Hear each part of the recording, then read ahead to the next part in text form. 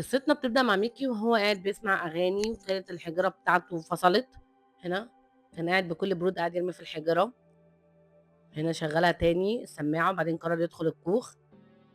لقى صاحبه بيجري، فقام خد الحاجة بتاعته وطلع يجري هو كمان من المكان. اهو المكان ده كله كان فيه زومبي، ما كانش حد عايش حواليهم خالص غير هما الاتنين بس. هنا قرروا يسيبوا المكان ويمشوا. هنا كانوا قاعدين بيلعبوا، لأنهم كانوا شاطرين في اللعبة دي قوي. هنا اهو كان بيجي عليهم الليل وكان الزومبي كان معاهم. هنا قرروا يروحوا يلموا أكل. هنا كانوا قاعدين، الولد كان قاعد بيصطاد، قال له طب تعالى نلعب. هنا بيبتدوا يلعبوا. هنا خربش الورقه اللي كانت معاه، وهنا كان مبسوط جدا ان هو كسب فلوس. راح قال له يهبل، تكسب فلوس منين؟ مفيش حد عايش معانا غيرنا، يلا نلعب. هنا اهو كان بيتكلم معاه. قرروا ان هم يقوموا يلعبوا. مشيوا في الغابه ولقوا كوخ تاني قرروا يخشوا فيه. هنا ملقاش حد خالص. قرروا ان هم هيباتوا هنا. هنا تاني يوم كانوا بيصطادوا، وده كان قاعد بكل برود قاعد يرمي علب التونه. هنا قال له اصطاد معايا. هنا ما كانش سامعه، كان لابس السماعه ومشي. هنا هو كان بيتكلم معاه، قال له احنا لازم نسيب المكان ده. قال لا مفيش مكان تاني غير ده آمن. هنا اهو مشي وسيبه. راحوا مكان تاني، لقوا عربية فتحوها، بس لقوا زومبي فيها، راحوا قتلوها. مهم. دخل العربية لقى ريحة وحشة جدا، والعربية الحمد لله ان هي كانت بتدور. هنا خدوها ومشيوا اهي.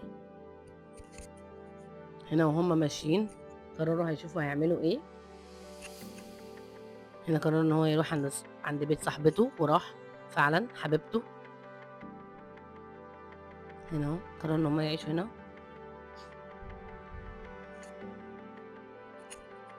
هنا يقرروا ان هم ياخدوا كل حاجه ويغسلوا اسنانهم، لان هم بقالهم كتير ما غسلوا اسنانهم معفنين. هنا قرروا ان هم يعملوا عربيه ان هي اوضه نوم ان هم يناموا فيها. هنا قال له تعالى نروح عند صاحبتي، راح قال له لا مش هينفع. هنا كانوا قاعدين بيتكلموا مع بعض. هنا كان متضايق جدا من الوضع اللي هو فيه. اهو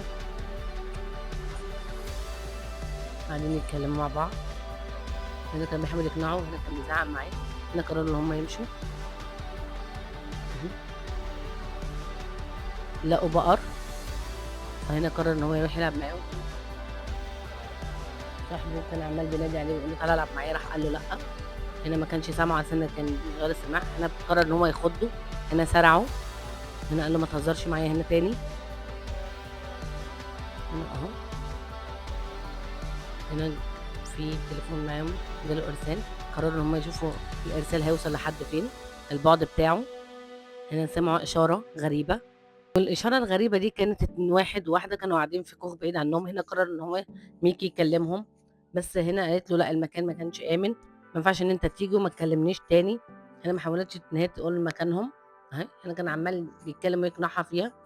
هنا كان صاحبه واقف وكان عمال يتريق على اللي هو بيعمله. هنا زهق من اللي هو فيه، زهقوا من الصيد ومن اللعب، ومش عارفين ولا يستحموا ولا اي حاجه خالص. هنا اهو قرروا ان هو مش هيستسلم. هنا كانوا قاعدين، وكان برضه بيحاول يكلم البت، بس هي برضه ما رضتش عليه. وهنا كان صاحبه ده كان بيتريق عليه بيقول له هو انت كنت فاكر ان هي هتبقى ست بنت كده، هي ست عجوزه. كان قاعد يتريق عليه اهو. هنا اتعصب عليه وقال له مالكش دعوه، قال له انت الوحيد اللي في العالم ده كله اللي انا شايفك ان انت بس اللي عمال بتتخن وبتاكل بس. هنا شافوا فندق، فقرروا ان هم يروحوا يقعدوا فيه. هنا اهو طبعا صاحبه نزل كالعاده، قال له انزل، قال له انزل موتهم. هنا كان واقف لأن كان واثق من نفسه ان هو هيخلص عليهم. هنا هو ضربهم.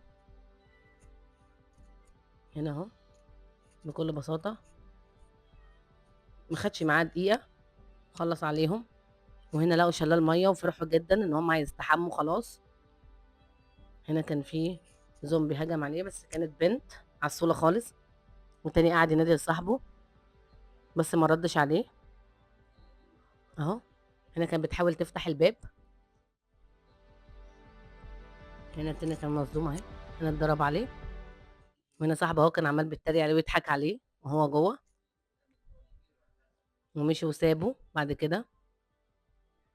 هنا مشوا من المكان اللي هم فيه. مهم. هنا قرروا ان هم مبسوطين إن لقوا مكان يرتاحوا فيه. هنا أهو، قرر إن هو يخش ينام. هنا كان قاعد الولد كان عمّال بيعمل أسهم، وكان معاه الجهاز بتاعه بتاع الموسيقى. راح قال له: "عايز تخش تنام خش نام، بس سيب بس سيب يعني الجهاز بتاعك." كان اتعصب عليه ومشي وسابه.